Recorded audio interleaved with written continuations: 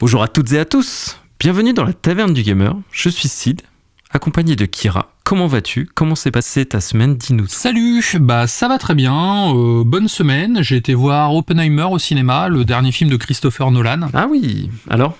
J'y vais ce soir. Film que j'ai apprécié, bon on reconnaît un petit peu les obsessions de son réalisateur et par moments c'est un peu de la branlette, mais ça reste un bon film, surtout grâce à son casting, hein, clairement, mais bon voilà, je vais rien me dire de plus, tu m'en parleras quand tu l'auras vu. Carrément. J'ai joué à mon jeu de la semaine que j'ai fini cette semaine et donc du coup je vais vous critiquer pendant le podcast. J'ai commencé la série télé Silo, donc j'ai regardé le premier épisode pour l'instant. Alors, t'as bien aimé ? Le premier épisode est très très cool. Alors j'ai une mauvaise nouvelle pour toi, la saison 2 est en pause à cause de la grève des scénaristes. Aïe.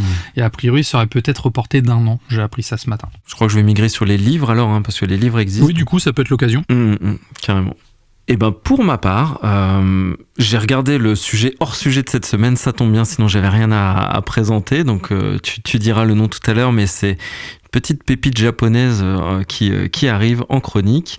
J'ai fini la saison Crowded Room, tu sais, sur Apple TV+, avec Tom Holland. Série où j'ai vraiment eu du mal à me mettre dedans, mais une fois que j'étais dedans, comment c'est bien.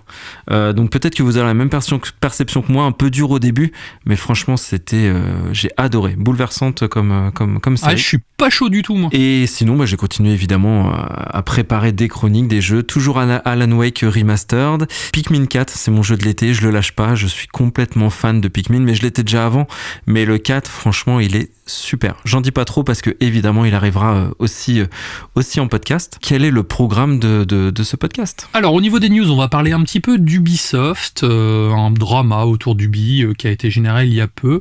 On va parler de Final Fantasy XIV, voilà, j'en dis pas plus.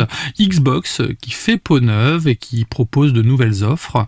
On va parler de Like a Dragon Gaiden, donc le spin-off de cette superbe saga qui est Yakuza.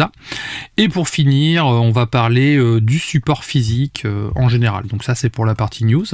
Derrière, au niveau du test, donc j'avais promis un test rétro, donc je vais parler de Saboteur, donc le jeu vidéo. Et derrière, ton sujet hors sujet, c'est la critique de la série Shin Kamen Rider. Donc ça sent le Sentai. C'est exactement ça, le film Shin Kamen Rider. Avant de lancer le générique, je voudrais faire un big up aux organisateurs de la convention de manga de Deauville. Au fait, on y est allé ce week-end, c'est vrai, et c'était très cool, on a rencontré plein de gens sympas. Donc voilà, c'était la première édition. Si vous avez l'occasion l'année prochaine, je vous conseille d'y aller, c'était très sympathique. Ouais, on a passé un super moment, c'est vrai, avec des belles rencontres, teasing, mais des belles rencontres. Carrément. Et générique, on attaque. C'est parti.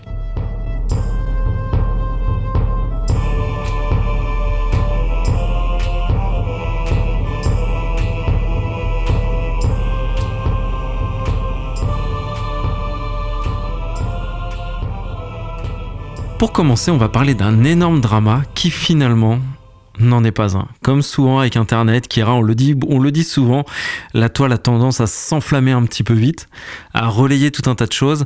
Et là, c'est un soufflet qui est très vite redescendu. Et tant mieux, parce qu'il y avait de quoi quand même s'étonner. C'est même pour ça que moi, je me suis pas lancé dans le relais d'informations sur les réseaux, ça me paraissait un peu quand même gros.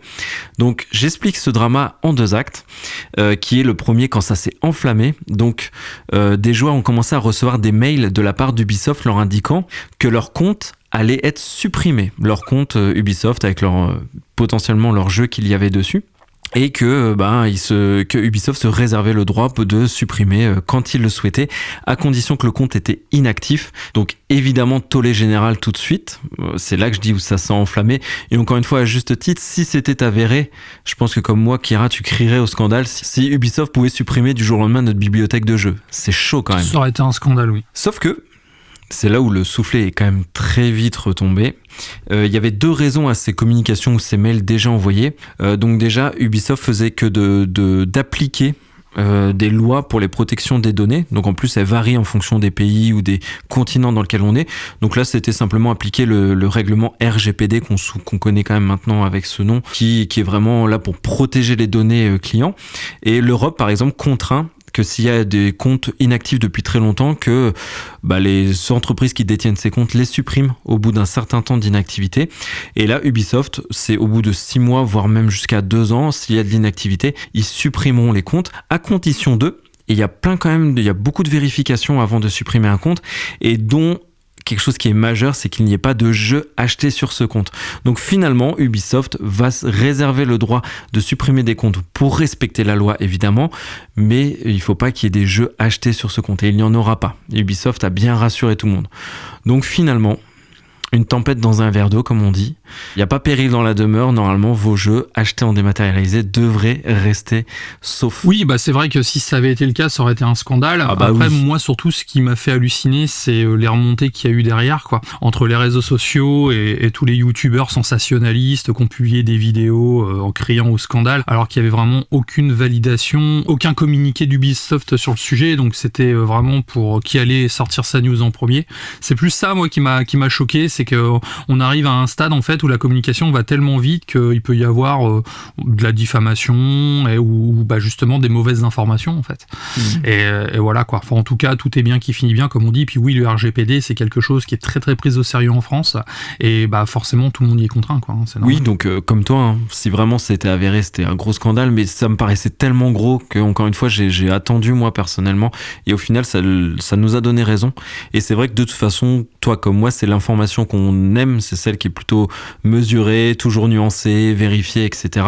Même si parfois on parle de leaks ou de choses, mais toujours en les temporisant évidemment. Et là en plus, dans ce mail qu'enverra Ubisoft, et il y a une possibilité, d'abord le compte est suspendu pendant 1 mois, laissant la possibilité au joueur de réactiver son compte, sachant que n'importe quel type de connexion suffirait. Il y a juste à se connecter à un jeu, hop, ça relance. Donc il y a quand même beaucoup de garde-fous qui sont mis, et ils nous ont garanti que les jeux achetés n'étaient pas concernés. Donc pour moi, fin du débat. L'histoire est déjà derrière nous. Oui, c'est clair, c'est passé. On va parler un petit peu de Square Enix et de Final Fantasy. Ça faisait longtemps. Ça faisait longtemps qu'on n'avait pas parlé de Final Fantasy. Je me suis dit, est-ce que je mets cette news alors qu'on a fait une émission spéciale Final Fantasy? Mais bon, je me suis dit oui, quand même, ça reste assez important. Ouais. Donc cela fait maintenant longtemps que les fans de la saga espéraient la venue de Final Fantasy XIV sur Xbox, car le jeu est quand même sorti en 2013 sur PC et dans la foulée sur PlayStation, donc sur toutes les séries de PlayStation. Les fans ont supplié à Square Enix, et j'ai vu d'ailleurs plusieurs messages, et là ils ont décidé avec Microsoft de concrétiser la chose. Depuis un certain temps, le projet était resté sur la table et revenait comme ça sans cesse en disant voilà, Final Fantasy XIV arrivera sur Xbox. Donc quand allait-il arriver? Donc là c'est maintenant officiel, le jeu va sortir sur Xbox Series XS au printemps 2024, sans plus de précision pour la sortie. On sait cependant qu'il y aura une phase de bêta ouverte avant son lancement officiel au cours de la mise à jour 6.5. Le titre sera optimisé pour la 4K et 60 FPS avec des chargements rapides. Heureusement, je dirais, pour un jeu de cet âge. Notez que tonton Philou, Phil Spencer était présent au Fan Festival pour célébrer l'annonce, acclamé par les équipes de Square Enix, qui explique que sans lui, cette version n'aurait jamais pu voir le jour. Donc je pense qu'il a dû sortir quand même le chéquier, parce que bon, ça a été quand même une pour aider au développement, oui. Exactement, ça se fait pas en 2 jours. Autre annonce majeure, c'est l'annonce en fait de la future grosse extension appelée Dawn Trail, qui sortira pendant l'été 2024, donc juste avant la sortie de la version Xbox. Du coup, on se retrouvera avec une version complète dès sa sortie en tout cas. Donc plutôt cool pour les fans de Final Fantasy qui jouent sur Xbox, qui ont malheureusement pas beaucoup de jeux à se mettre sous la dent. Donc voilà, big up à Square Enix et Microsoft. Ouais, ça fait vraiment très plaisir pour Final Fantasy XIV. C'est un jeu, un MMO qui a une longévité exceptionnelle quand même. Il faut se dire que il y a 2 très gros MMORPG, c'est il y a World of Warcraft et il y a quand même, en termes de longévité toujours, mais il y a Final Fantasy XIV. Donc c'est très chouette, moi je suis très content pour Square Enix. Et la deuxième grosse annonce en plus, c'était cette extension qu'on attend évidemment énormément, parce que la toute dernière extension sortie en 2021 clôturait le vraiment premier grand arc. Donc ce deuxième, Dawn Trail, comme tu expliquais, va relancer complètement un nouvel arc. Donc on va se dire que les joueurs Xbox qui vont certainement, certains vont découvrir Final Fantasy XIV avec cette extension-là, sachant qu'ils ont quand même pas mal à récupérer, vont se lancer dans un tout nouvel arc, donc on peut se dire qu'il y aura aussi beaucoup de longévité. Là où ça m'a étonné quand même, Kira, c'est que je pensais aussi que Xbox volontairement freinait aussi l'arrivée d'FF14, parce que la Xbox a déjà son MMORPG qui est The Elder Scrolls Online, qui est en plus maintenant du Xbox Studio, donc je trouve vraiment ils font rentrer le loup dans la bergerie. Mais c'est une super nouvelle par contre évidemment pour les joueurs Xbox et pour Square Enix, parce que ça étend encore la communauté. Et un MMO c'est ça, un MMO c'est plus la communauté est grande, plus c'est vivant. Donc ouais, c'est vraiment une très très bonne nouvelle. Oui, c'est vrai. Après, Elder Scrolls Online est beaucoup joué et encore massivement suivi, avec pas mal de contenu. Je crois que c'est le modèle économique qui est différent. On est vraiment sur un pur free-to-play avec un jeu gratuit en fait pour oui, là, faut TSO. payer ses extensions. Voilà, et Final Fantasy, il faut payer ses extensions. Après, ça peut aussi ramener des joueurs pour Final Fantasy, car le jeu est quand même né, décédé, puis rené. Le Phoenix. Donc, et derrière est quand même extrêmement plébiscité. Donc oui, c'est un gros plus pour Microsoft. Et Square Enix, bien sûr. Mais est-ce que les gens vont se dévier de TSO pour Final Fantasy? À voir. C'est vrai que c'est deux univers différents aussi. Donc, mais c'est une vraie question, parce que tu vois, c'est leur exactement. studio. C'est 27 millions de joueurs actifs Final Fantasy XIV. C'est un rouleau compresseur. Mais en tout cas, moi, encore une fois, je suis très content pour Square Enix.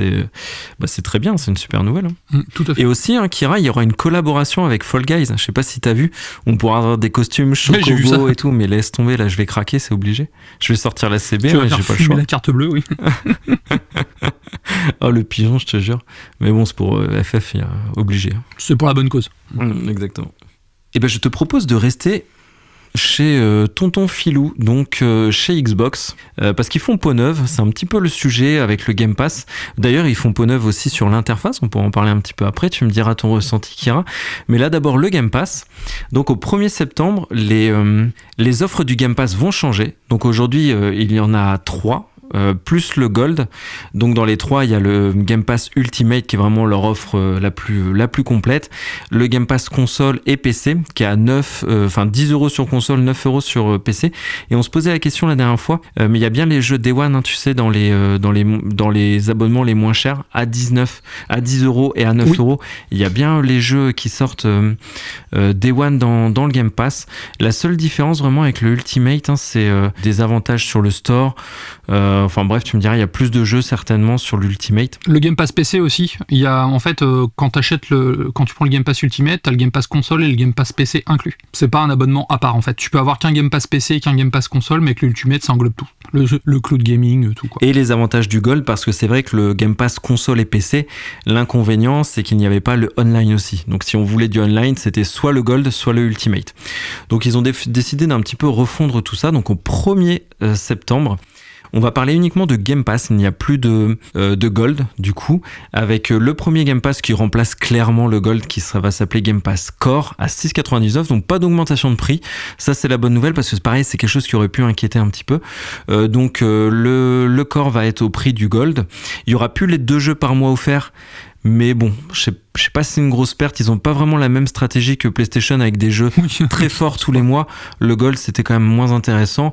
Là, le Core, il va avoir 25 jeux compris dans l'abonnement à 6,99 €. La possibilité de jouer online, et ça, c'est important.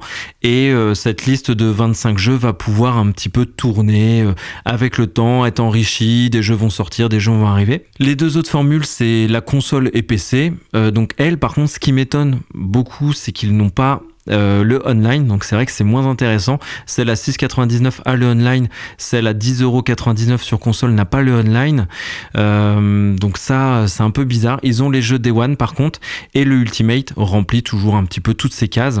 Donc moi ce que je trouve en analysant tout ça, c'est très bien d'avoir sorti le Gold. C'est un peu la même stratégie que PlayStation a. Ils ont tout rassemblé sous PlayStation Plus, donc là tout rassemblé sous le Game Pass, c'est un très bon move. Ce que je trouve dommage par contre, c'est que le Core a le online, mais il a pas les jeux Day One. PC, console ont pas le online, mais ils ont le jeu Day One. Enfin, tu vois, c'est un peu un micmac quand même. Encore une fois, ils ont fait, tu vois, un truc un peu hybride, un peu complexe. C'est installé de façon bizarre, oui. Mais clairement, c'est pour mettre tout le poids du corps dans le Ultimate. C'est le Ultimate qui reste intéressant, parce que pour le reste, soit on n'a pas le multijoueur, soit on n'a pas les jeux Day One, donc ça reste des offres un peu moins compétitives quand même. Après, pour les gens qui font que du solo par exemple et qui n'ont rien à panner du multijoueur, ça peut être intéressant aussi pour eux. L'avantage, c'est qu'il y en a surtout pour toutes les bourses. Avoir après la sélection de jeux dans le corps, 25 jeux, c'est 25, hein, c'est ça? Oui. Pas énorme, mais après, si c'est des gros best-sellers et tout, pourquoi pas, mais c'est plus une démo de Game Pass, en fait. Hein, je le vois plus comme ça. Oui, j'avais vu la liste des jeux, il y a Doom Eternal, Among Us, enfin il y a quelques titres sympas. Il y a du Forza, enfin bon, Ouais. Mais par contre, c'est ce qu'on se disait la dernière fois et je plaisantais là-dessus,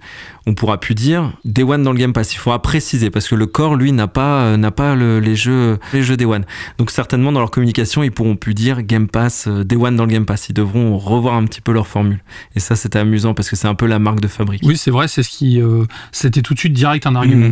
Mais en tout cas, c'est toujours bien quand ils font peau neuve comme ça. Je trouve que c'est pas mal. On va retourner au Japon sur cette prochaine news. On va parler de Like a Dragon Gaiden et je vais adresser un carton rouge. Le mois dernier, nous avions eu le droit à une date de sortie donc pour le jeu que je ne vais pas citer complètement car le titre est assez imbuvable et surtout je vais encore sortir mon accent dégueulasse. Ça va pas être Jojo. Aujourd'hui, beaucoup de fans comme moi-même, nous avons été déçus d'apprendre qu'il n'y aurait pas de version physique chez nous. En fait, le jeu sortira en full dématérialisé. Donc en effet, d'après un tweet du compte officiel de Ryuga Gotoku Studio, c'est au moins, en tout cas, enfin c'est du moins comme ça qu'on le comprend, car le mois dernier, un compte fan dédié à la licence Yakuza avait affirmé avoir parlé à des détaillants qui ont contacté Sega en fait et qui ont confirmé qu'il n'y aurait pas de jeu physique pour l'Amérique du Nord ainsi que pour l'Europe. La nouvelle est un peu surprenante, malgré tout elle reste à relativiser dans le sens où ça commence à être la tendance actuelle en fait. Il concerne de plus en plus de jeux qui vont sortir uniquement en numérique. Je vais pas détailler car c'est le sujet de ta prochaine news. Malgré cela, le Japon aura bien le droit à une version boîte sur console PlayStation. Donc pareil, exit la version Xbox. Donc le jeu est prévu de sortir le 9 novembre 2023 sur PS4, PS5, Xbox One, Xbox Series XS et PC. C'est un jeu que j'attends beaucoup, mais pour moi c'est une grosse déception car j'ai tous les jeux en boîte et voilà. Ouais, ça fait mal au cœur, surtout que ces premiers jeux comme ça qui vont sortir en full démat, je pense vont vraiment donner un petit peu la température. Ça a donné le là quoi. Est-ce qu'ils vont se faire bouder par le public ou pas? Est-ce qu'il y aura une vague de boycott qui va durer de façon, je pense, qu'un temps? Pareil pour Alan Wake 2. Hein. Donc ces jeux qui font ce parti vont être un petit peu, je pense... Voilà, les éléments déclencheurs d'une suite inexorable, malheureusement, des jeux sortis en full démat. Et d'ailleurs, comme c'était le sujet de la prochaine news, on peut directement continuer à parler de ça, de ce sujet avec la deuxième annonce qui a été faite il y a peu de temps. Là, c'est une enseigne de magasin britannique Tesco. Donc, qui est un très gros revendeur au Royaume-Uni, 2800 magasins quasiment, quand nous on a 450 Micromania chez nous en France à peu près. Hein. Vous me dites si je me trompe sur les chiffres, mais c'est dans ces eaux-là. Et donc cette très très grande enseigne a annoncé qu'ils arrêtaient les jeux physiques à partir de maintenant, donc jusqu'à écoulement total des stocks. Donc tu vois, ça fait tout de suite écho en plus à ce que tu viens de dire. Donc ça pose quand même la question de la transformation pour ces magasins. On a vu notre enseigne Micromania en France beaucoup évoluer, faire du goodies, ce genre de choses. Et là, ils expliquaient que dans les magasins Tesco, ils vont vendre des codes, des cartes dématérialisées, des cartes de points, enfin bref, les cartes de PSN, j'imagine, ce genre de choses.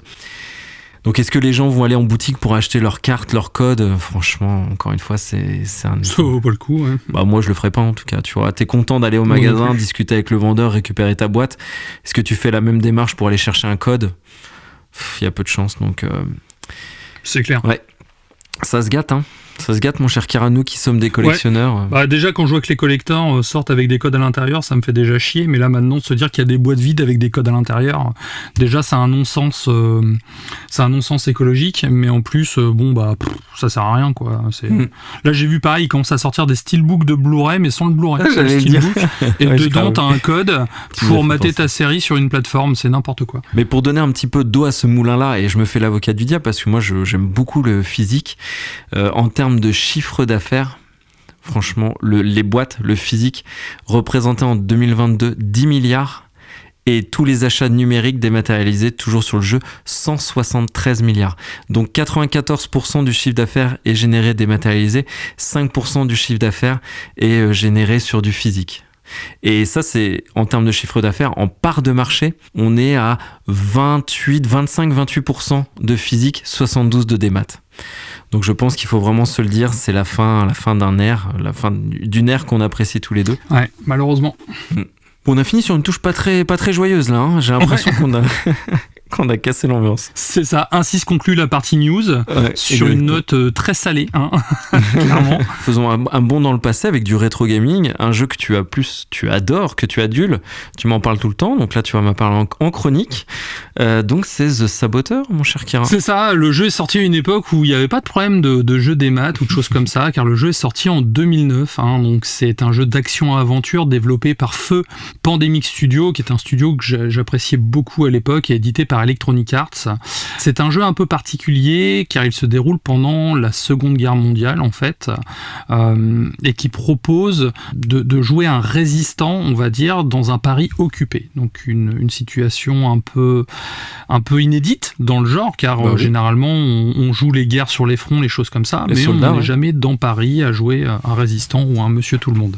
Au niveau du synopsis, donc, à la suite d'une course automobile qui a mal tourné, notre héros, un Irlandais nommé Sean Delvin, va devoir affronter Kurt Derker, un officier SS de haut rang responsable de l'occupation de Paris et de la mort de son meilleur ami Jules. Pour cela, il sera aidé par la résistance française et les services, j'allais dire les services généraux, mais c'est pas ça du tout, les services de renseignement anglais, dont un certain Skylar Sinclair, qui ne laissera pas Sean indifférent, car ils ont un passé plus ou moins nébuleux. À partir de la planque à Pigalle, le cabaret La Belle Nuit, Sean Delvin va effectuer différentes missions pour libérer la capitale de ses occupants et se venger de Derker, au travers de nombreux assassinats. Voilà. Donc ça c'est pour le pitch, un vrai pitch de film noir typé très années 50, un peu comme Casablanca en fait, et c'est ce qui va ressortir durant tout le film, à la preuve encore un lapsus, durant tout le jeu, c'est que c'est un hommage au vieux film des années 50. Pour commencer déjà, la direction artistique est époustouflante, c'est l'une des premières choses qui saute aux yeux dans The Saboteur. On est sur une DA unique, assez saisissante, je dois dire, car ça n'a jamais été refait depuis. Le jeu utilise une palette de couleurs en noir et blanc avec des touches de rouge en fait pour symboliser l'occupation nazie sur les drapeaux ou les insignes par exemple, ce qui confère à l'ensemble du titre une atmosphère très cinématographique, et donc c'est là qu'on retrouve le fameux raccord avec ces vieux films.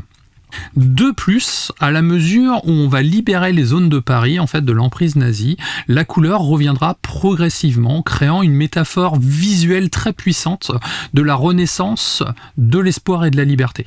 Nous sommes dans un monde ouvert, vaste et détaillé qui accuse malgré tout son âge par rapport au monde ouvert actuel. Cependant, j'ai constaté que cette limitation s'avère bénéfique en permettant une exploration plus approfondie et un rendu plus réaliste de Paris des années 40. Alors, c'est pas un Paris tel qu'on le connaît, ils ont pris des libertés, certains quartiers sont pas au même endroit.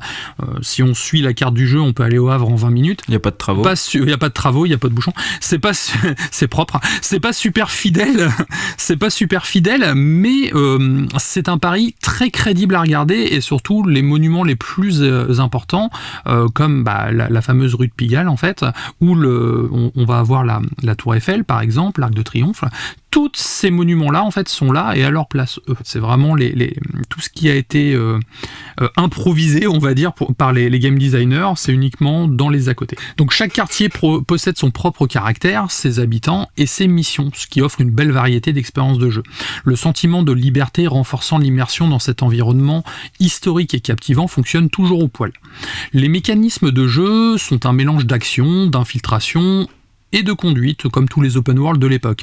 La mission principale et secondaire propose une grande variété de défis, allant de l'assassinat discret aux affrontements explosifs avec les forces de l'ordre, on va dire les forces de l'occupation plutôt. On va se retrouver avec un système de course-poursuite, comme tout bon GTA-like, donc là-dessus on est vraiment en terrain conquis.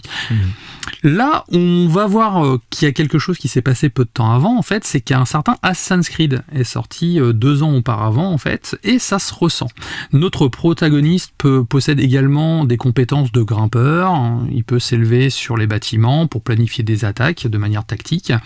Le système d'assassinat est quand même assez proche de celui d'Assassin's Creed, où on va mettre des costumes pour pouvoir se déguiser et pouvoir s'infiltrer de façon de façon plus ludique, un peu à la Hitman dans la base ennemie. Alors un peu à la Hitman, mais on va reconnaître plutôt le principe d'Assassin's Creed, car quand on est proche d'une foule, en fait, on va pouvoir se cacher dans cette foule-là, on peut s'asseoir sur un banc, on va pouvoir se coller le long d'un mur. Enfin, c'est plus vraiment dans ce style-là.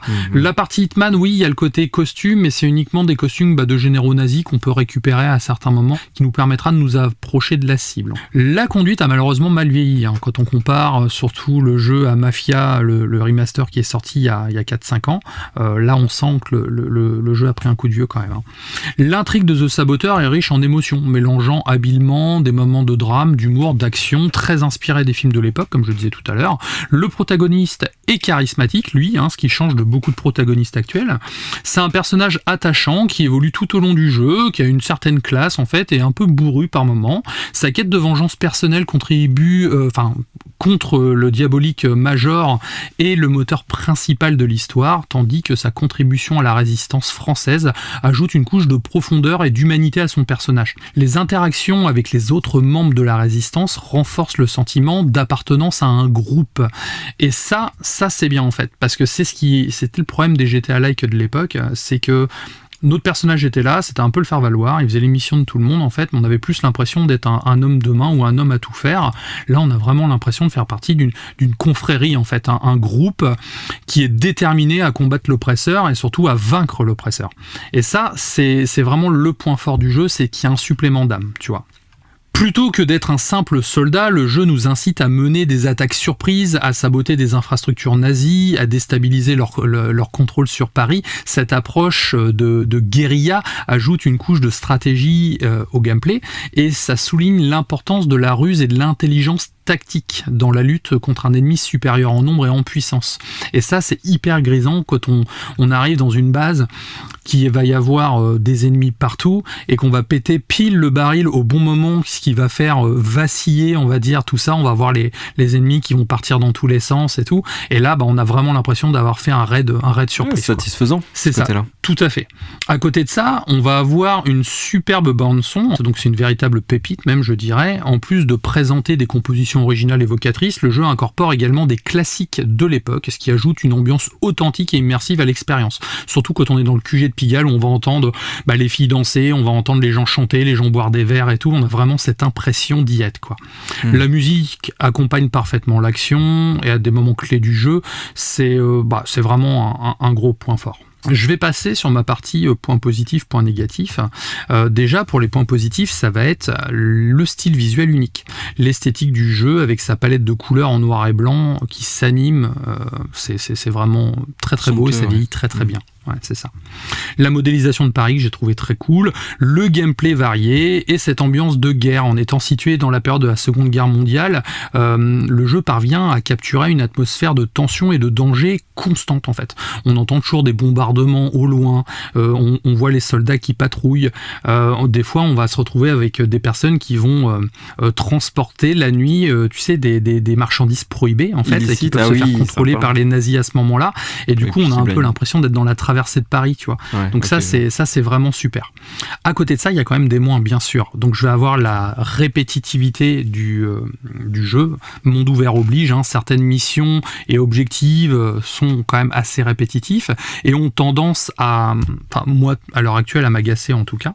Le jeu peut souffrir de quelques longueurs et manquer de variété. Ça, c'est un petit peu pénible. Je pense que le jeu aurait mérité d'être un petit peu plus court, tout simplement. Et pour finir, le dernier point négatif pour moi, enfin du moins l'avant-dernier point négatif, c'est que c'est graphiquement daté, mais uniquement en couleur. Autant toute la partie noir et blanc a très bien vieilli, en couleur par contre c'est pas ça. Nous avons ce fameux filtre ocre moche de l'époque, du clipping, de l'aliasing, et au final quand on a libéré tout Paris, on a cette sensation de liberté, d'accord, mais se dire que c'était plus joli en noir et blanc, ça va un peu à l'encontre du message du jeu maintenant, donc c'est dommage. Et ça typiquement c'est un jeu qui mériterait un remaster, un vrai remaster ou un remake, car je suis sûr qu'ils en vendraient des palettes en fait. Ça peut vraiment intéresser. passer, quoi. Et le dernier moins, et pas des moindres, l'intelligence artificielle qui est vraiment nulle à chier. Les ennemis sont bêtes à manger du foin, ils vous attaquent tous chacun leur tour, ils se planquent une fois sur 4. Enfin, c'est dommage. C'est l'intelligence artificielle, voilà, a vraiment mal vieilli. En conclusion, The Saboteur est un joyau vidéoludique qui mérite d'être redécouvert. Son esthétique unique, son monde ouvert immersif, son gameplay palpitant et son histoire captivante s'unissent pour offrir une expérience de jeu mémorable. Malgré les années qui ont passé depuis sa sortie, le jeu reste une référence dans le genre action-aventure historique. Si vous recherchez un jeu qui vous plongera dans une épopée captivante au cœur de la résistance française, The Saboteur est fait pour vous en fait. C'est un choix judicieux que je vous conseille. Laissez-vous transporter dans un univers on va dire mélancolique et surtout envoûtant de Paris occupé, de Paris sous l'occupation du moins, et vous verrez que même un petit héros peut faire basculer les choses. Ouais, franchement excellent, c'est une belle reco, hein. C'est un jeu qu'on a un peu oublié, à cause de Mafia peut-être, non? Je sais pas si c'est ce jeu qui lui fait un peu d'ombre. Peut-être, ouais, je sais pas trop. En fait, ce qui se passe, c'est que le jeu, quand il est sorti, a marché, mais pas plus. Et comme Electronic Arts a fermé le studio Pandemic juste derrière dans la foulée, en fait, le jeu n'a pas eu de réel suivi, tu vois. Et c'est vrai que de là, ce jeu a été oublié par beaucoup de personnes, sauf les joueurs qui l'ont fait à l'époque, en fait. Après, j'ai vu que sur PC, il y avait pas mal de modeurs qui avaient modé le jeu avec des graphismes 4K, des choses comme ça. Donc, je pense que c'est peut-être la meilleure façon d'y jouer. Moi, j'ai dû ressortir ma PlayStation 3 pour le refaire tourner. Donc, les captures que vous aurez sur les réseaux sociaux ne seront pas des captures maison malheureusement, mais voilà, oui, c'est dommage, ça fait partie des pépites qui tombent dans l'oubli, et surtout si on n'était que sur des stores, on va reparler de démat, mais si on n'était que sur des stores, serait retiré des stores et on ne pourrait plus y jouer. Donc c'est pour ça qu'aussi c'est bien d'avoir sa vieille galette physique, de le ressortir. J'ai eu une mise à jour en plus quand j'ai installé mon jeu, donc le jeu a dû être suivi derrière. Ouais, moi ce que j'ai beaucoup aimé dans ce que tu disais, c'est vrai que tu parlais de remaster ou remake carrément qui serait pertinent pour ce jeu, parce qu'il y a plein d'éléments fédérateurs qui fonctionnent encore très très bien aujourd'hui dans le jeu vidéo.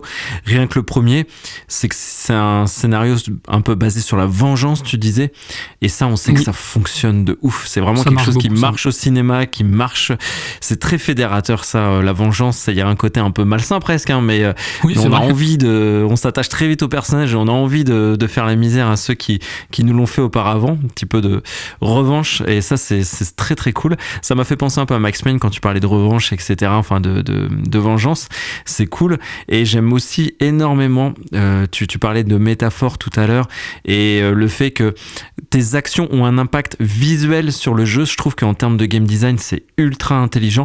Là c'est dommage parce que c'est un peu vieilli, mais en tout cas l'idée elle est géniale, et ça c'est quelque chose de percutant qui marcherait encore d'enfer aujourd'hui, que la couleur réarrive petit à petit.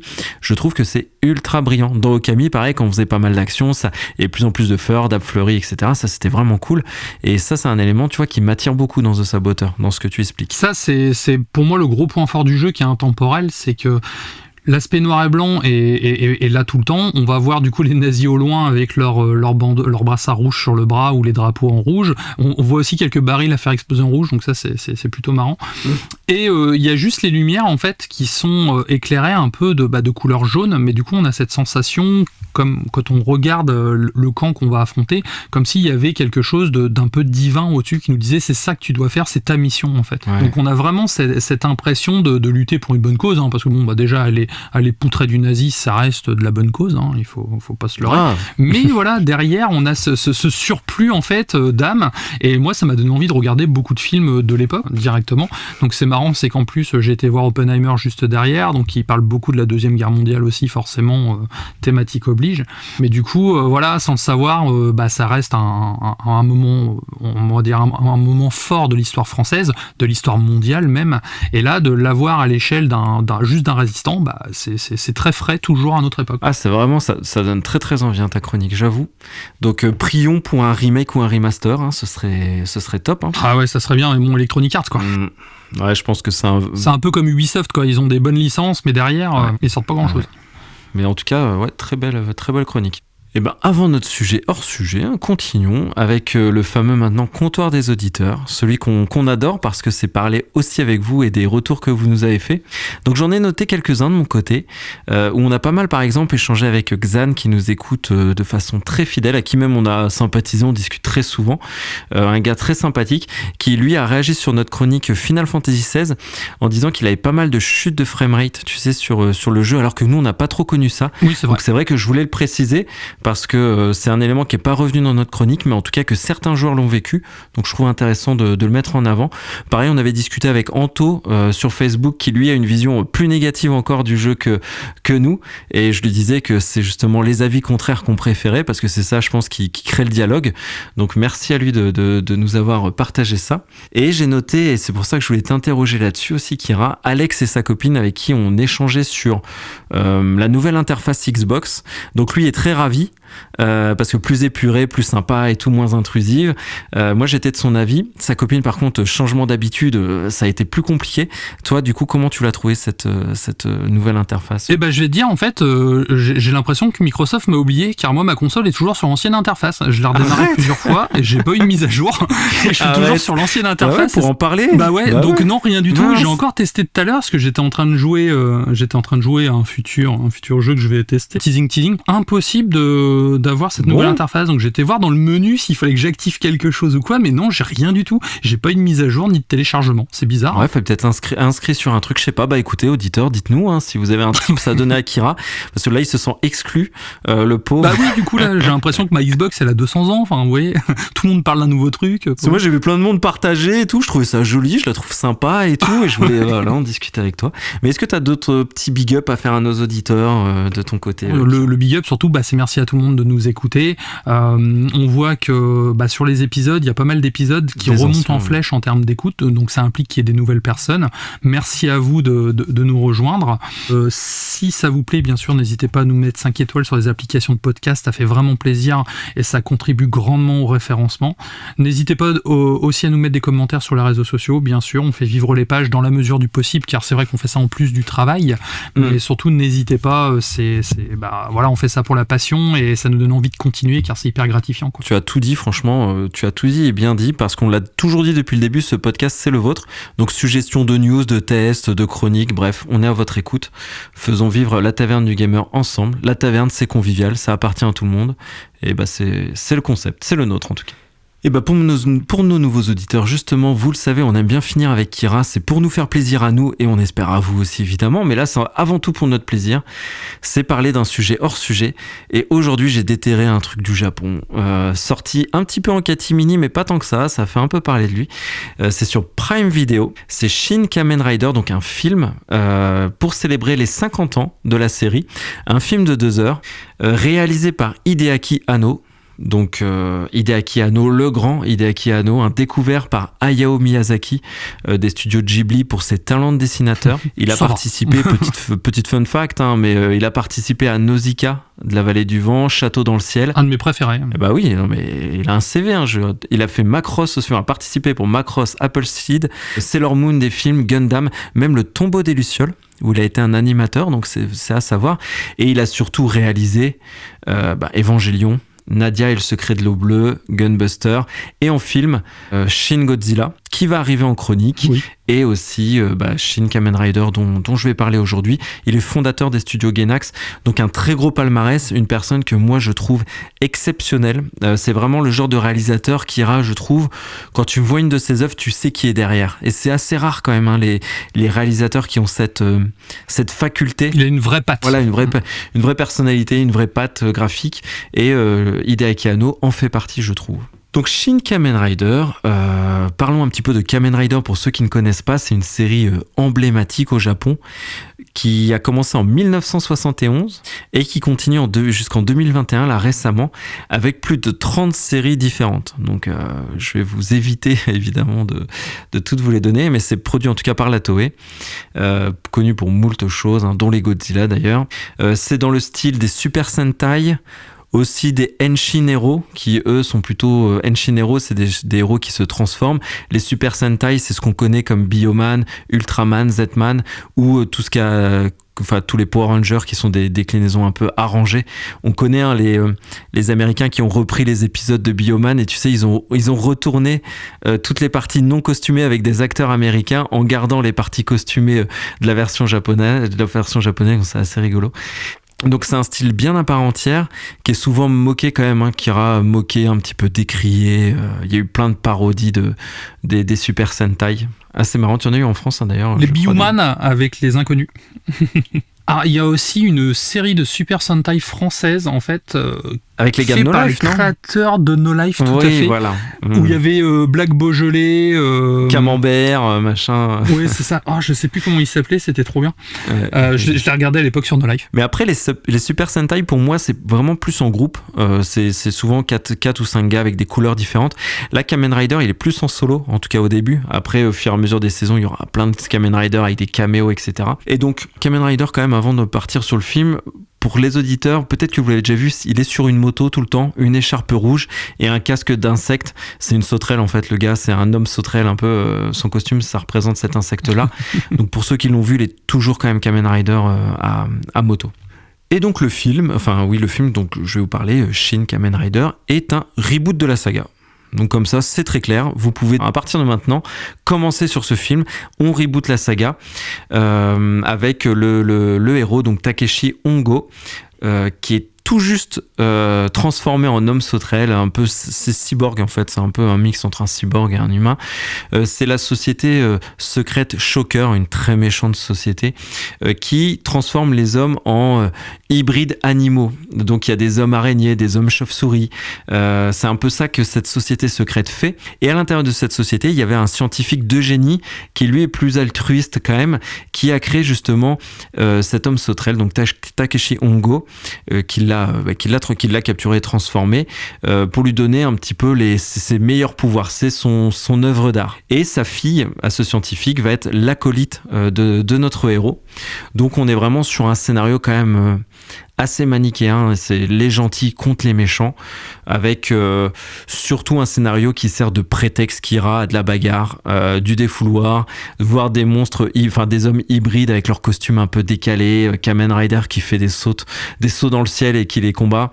Bref, c'est un propos quand même assez classique du méchant qui en plus considère que l'humanité est imparfaite, et pour nous rendre service, quoi de mieux que d'enlever tout libre arbitre et volonté aux humains pour leur rendre service.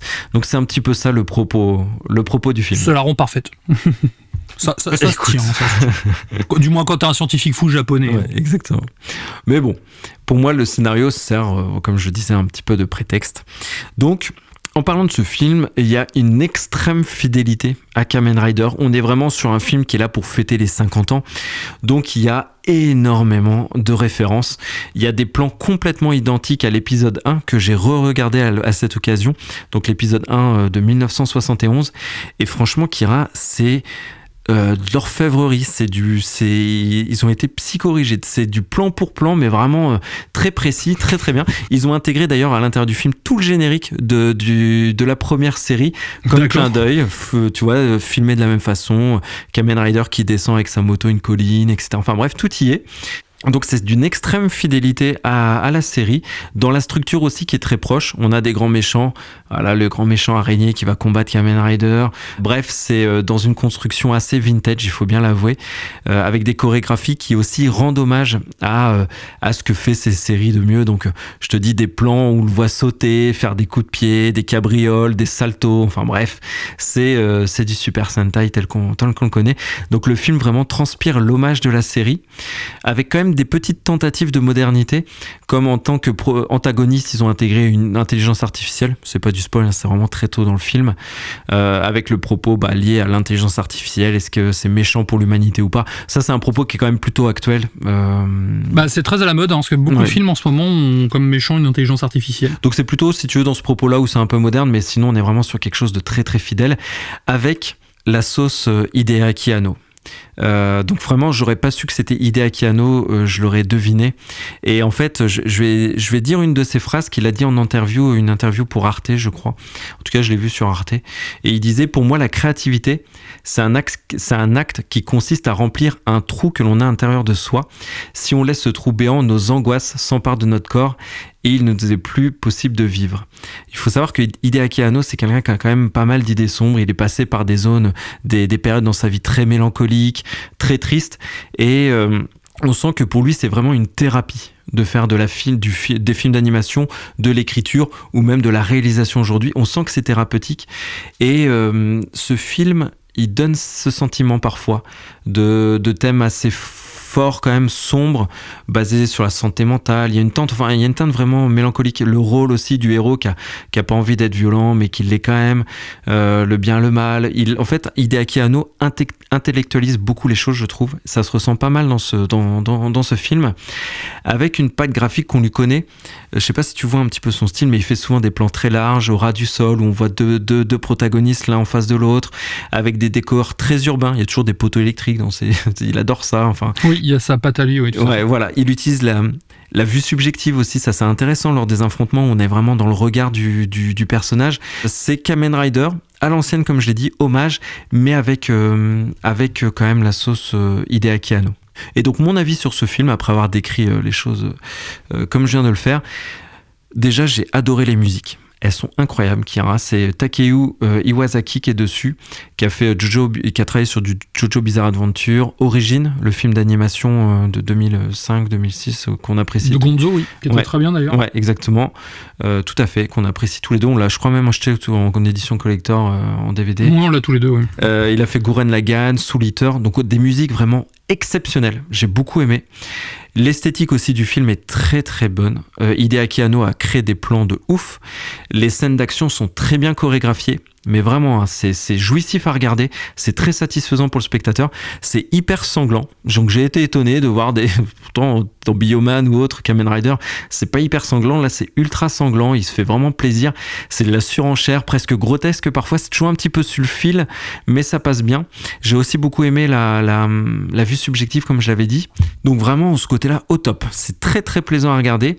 Les inconvénients, par contre, j'en ai trouvé, c'est un peu dans son style que je disais tout à l'heure. Il y a un ton un peu lourd, parfois un peu pompeux. Comme je disais, il intellectualise beaucoup les choses, oui. Ce qui peut parfois, tu vois, le message est pourtant simple et clair, mais bon, ils en parlent beaucoup, les personnages, pour final pas toujours se dire grand chose, donc j'ai le sentiment, c'est pour ça que je disais qu'au début c'était beaucoup moqué ce style, c'est que j'ai eu l'impression que Anno a voulu crédibiliser vraiment ce genre des Super Sentai, tu vois, donner un propos un peu sérieux, lourd sur quelque chose qui est quand même souvent moqué, tu vois, ça m'a fait un peu cet effet. Surtout que l'intérêt c'est de ne pas le rendre crédible, parce que le côté kitsch fait aussi partie du Super Sentai. Ils ont évolué depuis 50-60 ans, mais ils n'ont pas évolué dans leur ton, c'est pour ça, et rajouter quelque chose d'un peu plus crédible et dramatique à quelque chose d'esthétiquement foncièrement kitsch, bah c'est un peu faire un grand écart, je trouve. Bah c'est lui quoi, c'est pour ça que je te dis, t'as complètement raison, je l'ai vécu comme ça. Après ça fonctionne, hein. C'est un bon film qui fonctionne très bien et encore une fois je le conseille, mais tu vois là où ça ça fonctionne sur Godzilla par exemple, de rajouter ce ton lourd, crédible, catastrophe, fonctionne un peu moins je trouve sur le Super Sentai, en tout cas le Kamen Rider. Et aussi autre point négatif, où est alors on va passer pour des vieux cons toi et moi, mais où est mon Blu-ray? En fait j'ai envie de l'acheter, je n'ai pas envie de le voir sur Prime Video. Où est mon support physique? J'ai envie de l'avoir en Blu-ray dans ma collection à côté de Godzilla. Bref, mais ça je pense qu'il faut qu'on apprenne à faire une croix dessus, Kira. Mais en conclusion, Shin Kamen Rider donc, est un film qui coche pour moi toutes les cases, en tout cas de sa promesse. Promesse en termes d'héritage de la licence, on y est et on prend plaisir. Et aussi en termes, c'est estampillé Hideaki Anno, et là aussi ça remplit les promesses, on sait qu'il est derrière. Bref, ça coche toutes les cases. Donc on y retrouve toutes les forces et les faiblesses de ses géniteurs, comme j'ai dit, autant de la saga que de Anno, avec une expérience qui est vraiment hors du temps quand même, hors de tous les codes actuels. Mais pour moi, c'est ce qui fonctionne. Et donc malgré une durée un petit peu longue comme je disais, et un rythme parfois inégal, on prend vraiment du plaisir. Les scènes de baston sont excellentes, très jouissives. C'est un plaisir ultra régressif, très nostalgique de l'époque que toi et moi évidemment on a connu avec les Bioman et autres. Donc c'est validé pour moi. On peut y aller les yeux fermés et en plus c'est une expérience cinématographique un petit peu différente de par son style et son propos, donc franchement allons-y quoi. Bah écoute, banco en fait, si vous aimez les monstres en carton, il faut y aller. Et petite précision quand même, cherchez pas Shin Kamen Rider sur Amazon, ils ont mis le nom américain, enfin le nom pris de la série américaine des années 90, donc ils ont appelé ça Shin Masked Rider, M-A-S-K-E-D. Donc si vous cherchez le film Shin Masked Rider sur Amazon Prime. Et ben voilà, mon cher Kira, ça clôture notre émission sur du Sentai. On traite vraiment en sujet hors sujet, c'est du grand écart perpétuel. On passe du manga au film, au comics, au saga, bref, on fait vraiment tout ce qui nous passe par la tête. C'est l'avantage, c'est que le milieu de la pop culture est très vaste en fait, et on peut toujours faire non seulement des rapprochements avec le jeu vidéo, car des jeux vidéo Kamen Rider, il y en a eu, mais également aussi traiter d'autres médiums et d'autres façons d'expliquer, enfin du moins de raconter les choses, comme un livre, comme un jeu de société qui peut aussi raconter une histoire, comme un manga, un film, et c'est ça qui est cool en fait. Et c'est pour ça qu'à la taverne, vous êtes bien, car ici on est ouvert à tout. Donc si vous avez des suggestions de sujets hors sujet, surtout là en plus en période de vacances, n'hésitez pas, on a un peu plus de temps, donc on va pouvoir bien sûr faire une petite analyse aux petits oignons. Et puis comme toi et moi on manque pas de passion, parce qu'on a même fait du jeu de société, enfin bref, on va faire du jeu de rôle bientôt. On est très passionnés trop peut-être. Donc on peut y aller. Bah écoute, Kira, je te laisse le mot de la fin, j'ai déjà assez parlé. Qu'est-ce que tu veux dire à nos auditeurs avant de clôturer ? Bah déjà, merci de nous avoir écoutés sur cet épisode un peu plus feel good, car épisode d'été oblige. Déjà, tu vas nous tester quoi la semaine prochaine ? Est-ce que tu as une idée ? Est-ce que tu as un peu de teasing à nous faire ? Alors, ce sera un jeu Switch que je suis en train de faire sur Switch, donc deux titres possibles.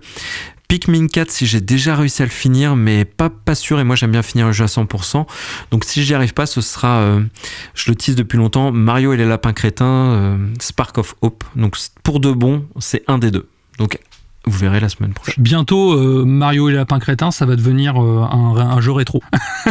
Si t'attends encore un peu. Que je leur pousse. Mais qui reste au cœur des actus parce que tout le long de l'année, il y a des DLC qui sortent, donc on reste quand même dedans. Tout à fait. Et moi, pour le sujet hors sujet, j'ai quelques sujets sur le feu. J'ai pas d'idées particulières. Donc, si vous avez des idées, bien sûr, n'hésitez pas à me proposer. C'est l'occasion. Et puis, bien sûr, je ferai un choix et puis je ferai une belle petite chronique là-dessus, quoi.